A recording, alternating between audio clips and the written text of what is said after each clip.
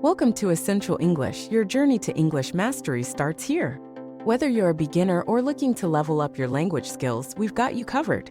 Our channel is packed with engaging content that will make learning English a breeze. From grammar tips to vocabulary boosters, we've got it all. So grab your pens and get ready to dive into a world of words. Explore the pages of our virtual library, where books come to life and knowledge awaits. Let our animated globes take you on a linguistic adventure around the world, discovering new cultures and expanding your horizons. Join our community of language enthusiasts and embark on a journey that will transform your English skills. So what are you waiting for? Hit that subscribe button and let's start this exciting journey together. Essential English, your passport to fluency.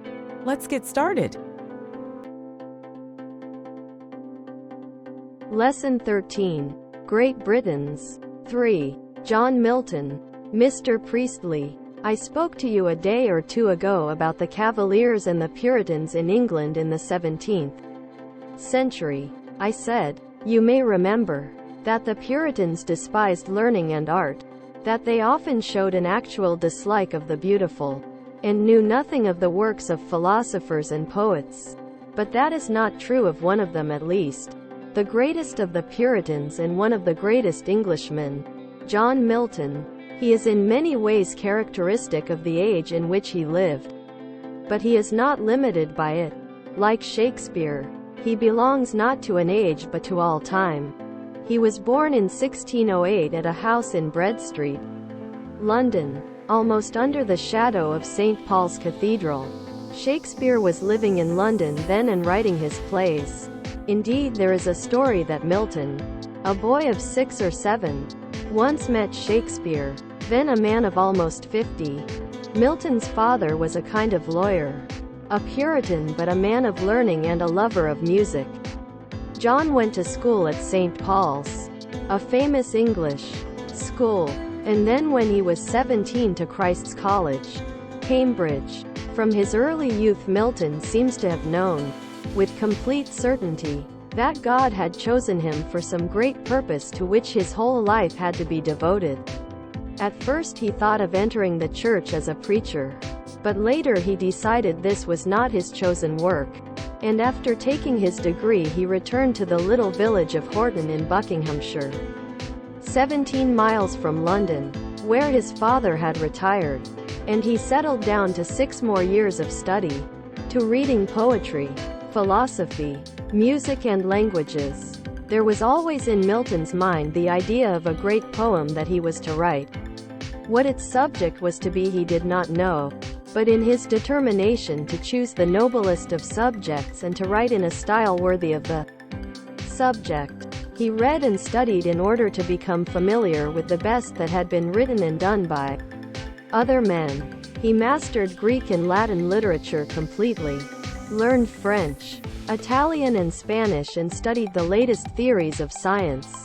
This was followed by travels in France and Italy where he perfected his knowledge of French and Italian. He visited theaters there, listened to music and met great and learned men, including Galileo, now old and blind and in prison. He had intended to go to Greece, but the news of the coming struggle in England brought him home. I considered it a dishonorable thing, he wrote, to be traveling for amusement abroad in foreign lands while my countrymen were fighting for liberty at home. So in 1639 he came back, and joined the struggle in the way he thought he could help best. Not by fighting but by writing to explain and to defend the Puritan cause. For the next 20 years he wrote practically no poetry. Action had taken the place of poetry. It is fine and noble, he said, to sing the ways of God. It is finer and nobler to fulfill them. His prose writings, powerful, fierce, learned, have, generally speaking, lost their interest for us now. But one great work stands out, one of the greatest pieces of prose in our language. His Areopagitica defending the freedom of the press. As good almost kill a man, he wrote, as kill a good book. He who kills a man destroys a reasonable creature, God's image. But he who destroys a good book, kills reason itself, kills the image of God. Many a man lives a burden to the earth, but a good book is the precious lifeblood of a master spirit, embalmed one and treasured up on purpose to a life beyond life. Give me the liberty to know, to utter to and to argue freely according to my conscience, above all liberties. In 1649 he became Foreign Secretary to Cromwell. He worked day and night writing, in Latin, countless letters to foreign rulers, reading and translating their replies. As you have seen, the footnotes 1. Embalmed, imbemdi, equals preserved so that it doesn't decay, as dead bodies are sometimes preserved. 2. Utter, ter, equals speak. Cause of Puritanism gained the day. Charles I was defeated and executed, and Cromwell became ruler of England. But the price that Milton paid was a terrible one. At the age of 43, with the great work that he knew beyond any doubt he was to write, still unwritten, Milton became completely and incurably blind. The doctors had warned him some years before that if he continued with his work he ran the certain risk of going blind. He decided to go on with his work. He wrote, "My resolution was unshaken, though the choice was either the loss of my sight or the desertion of my duty." There are few nobler or more moving poems in the English language than Milton's sonnet on his blindness. When I consider how my light is spent, ere half my days, in this dark world and wide, and that one talent which is death to hide, lodged with me useless, though my soul more bent, to serve therewith my Maker, and present, my true account, lest he returning chide, doth God exact day labor, light denied? Quote, I fondly ask, but patience, to prevent that murmur, soon replies, God doth not need either man's work, or his own gifts. Who best bear his mild yoke, they serve him best his state, as kingly, thousands at his bidding speed, and post o'er land and ocean without rest. They also serve who only stand and wait. Footnotes 1 Second defense of the English people. Air equals before. Poetic. Talent equals ability. See also Bible. St. Matthew 25. Bent equals resolved. Chide equals blame for a fault. Fondly here has an older meaning equals foolishly. Doth equals does. Old third person singular. Yoke here equals burden or service. Post equals travel. Still further disasters came upon him. Cromwell died, and in 1660 Charles II, son of the executed Charles I, was brought back from France to be King of England. Everything that the Puritans had fought for was overthrown. The Puritan leaders were hunted down, imprisoned, put to death. Milton, perhaps because of his blindness, escaped death, but he left London and retired to a little cottage in Chalfont St. Giles, about 20 miles from London. And here, lonely and blind and in disgrace, he wrote, or rather dictated to his daughters, his greatest work, the greatest long poem in the language. Paradise Lost. Its vast imaginative flight takes in the boundless space of heaven, earth and hell. Its subject is the fall of Lucifer, Satan, and the fall of man. It tells with tremendous power of Satan's revolt, and of the war in heaven that followed. Satan is defeated and cast down to hell. Here in darkness and pain he forms, with the other fallen angels, a mighty empire and plans revenge. In the form of a serpent he comes to paradise to bring evil into the world. Adam and Eve are tempted and fall and paradise is lost. But the greatness of the poem lies not in the story, but in the supreme power and nobility of the language, in the mighty music of the verse, and in the noble spirit that inspires the whole work. You can see something of this in the opening lines. And chiefly thou, O Spirit, that dost prefer, before all temples the upright heart and pure, instruct me, for thou knowest what in me is dark. Illumine what is low, raise and support, that to the height of this great argument I may assert eternal providence. and justify the ways of God to men. In 1671 two more great works followed: Paradise Lost, they were the long poem Paradise Regained, and the drama Samson Agonistes. In the figure of Samson we feel that Milton sees himself. Samson is blind. He, like Milton, has seen his cause defeated and his enemies triumphant. He is eyeless in Gaza, at the mill, with slaves. But, like Milton, he is a rebel, proud and courageous, and, in the face of blindness, disgrace and slavery, he can still serve God's purpose. In doing this he brings about his own death, but his death is his triumph. Footnotes. 1. Dust, dist, equals old and person singular of do. 2. Instruct equals teach. 3. Illumine equals make light. 4. Argument equals hear. Subject. 5. Assert equals declare solemnly and certainly. 6. Providence equals the care of God for man. 7. Justify God equals show that the ways of God are just and right. Samson hath quit himself, like Samson, and heroically hath finished a life heroic. Nothing is here for tears, nothing to wail, or knock the breast, no weakness, no contempt, dispraise or blame, nothing but well and fair. And what may quiet us in a death so noble? In 1674 Milton died.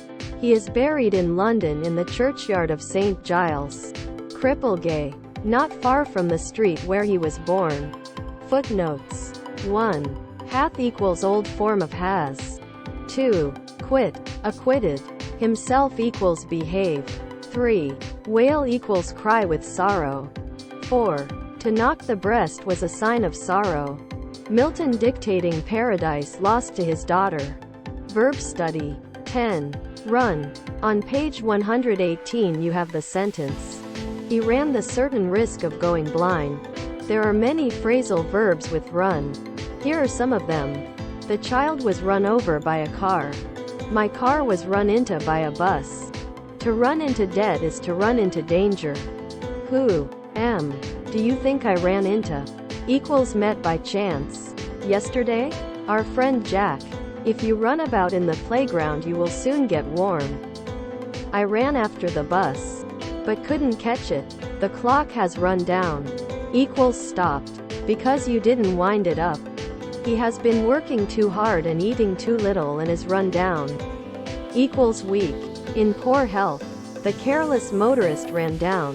Equals knocked down. A boy on a bicycle. Food was running short. Equals becoming very scarce. Page 232. Prepositions. 5. In. The main uses of in are to express 1. Position or place. E.g., there are 20 students in this room. I was right in the middle of the crowd. He lives in London. Or, as an adverb, has the 9 o'clock train come in yet? Go in. Don't wait outside. 2. Circumstances or condition. E.g., in prison, in the dark, in good health, in debt, in danger, in a bad temper. Jan is in love with Frida. As an adverb, is the fire in or has it gone out? Quote. 3. Dress, covering. E.g., she was dressed in silk. William was in uniform. The book was bound in leather. 4. Time. E.g., in the morning, afternoon, evening. I began work here in January in the year 1940.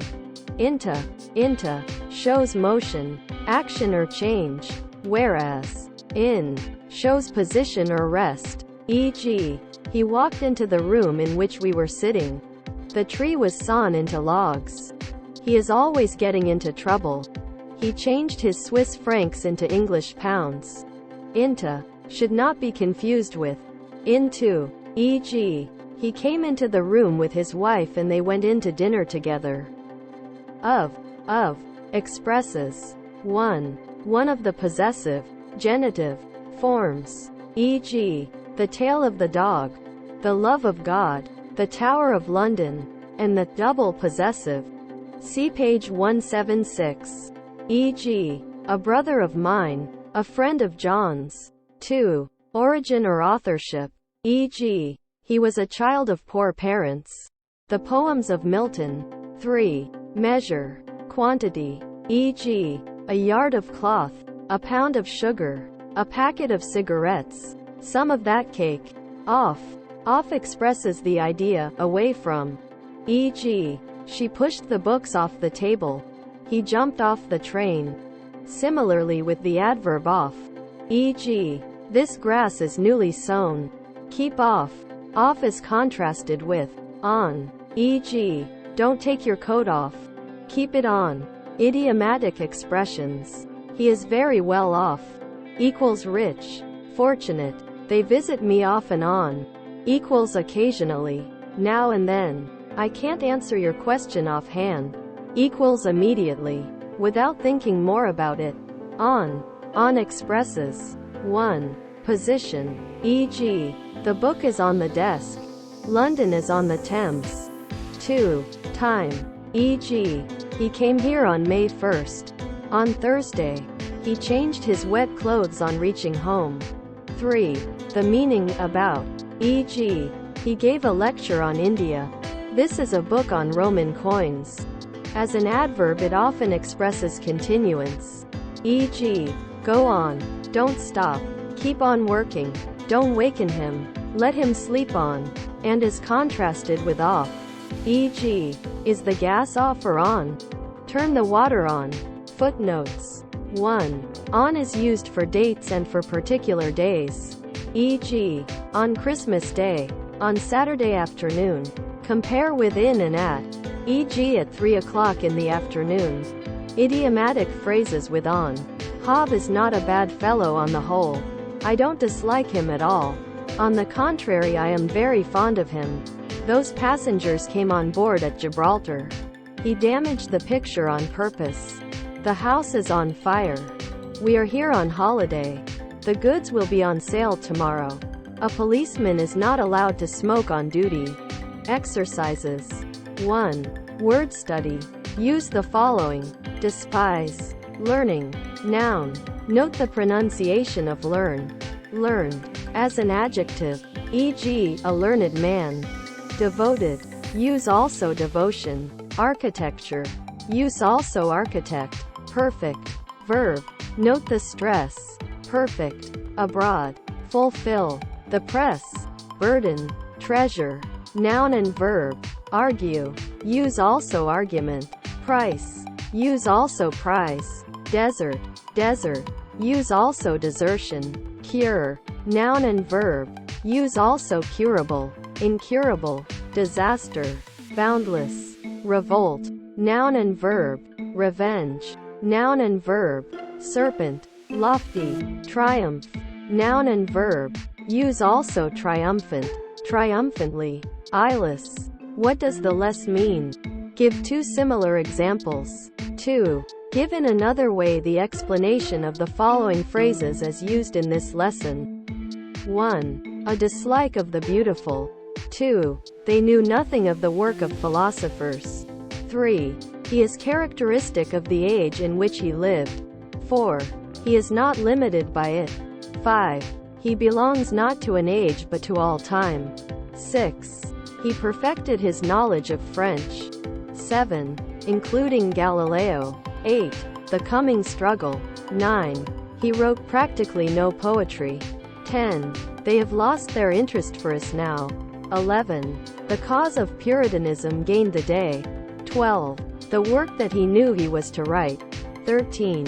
In the face of blindness. 14. He brings about his own death. 3. Comprehension exercise.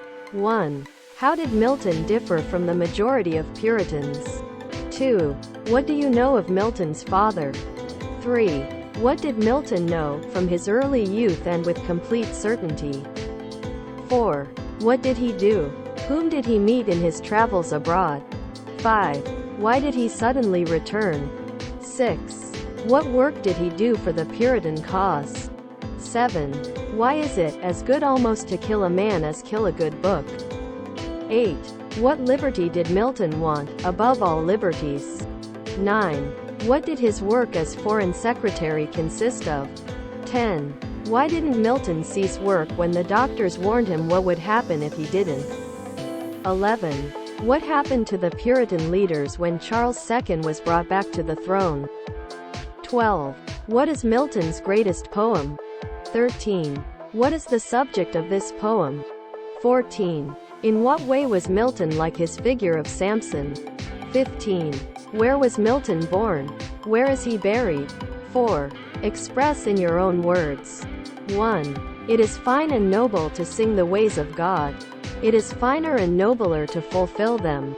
2. A good book is the precious lifeblood of a master spirit. 3. My resolution was unshaken though the choice was either the loss of my sight or the desertion of my duty. 5. Use in sentences of your own.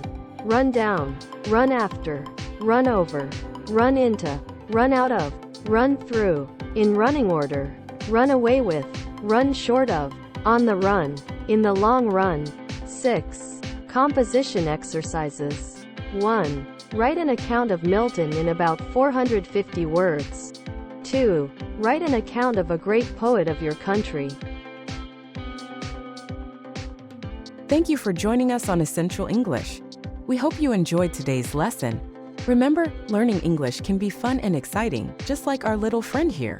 Don't miss out on more engaging English lessons by subscribing to our channel and hitting the bell icon. Stay connected with us and join us next time on Essential English. Together, let's unlock the world of language.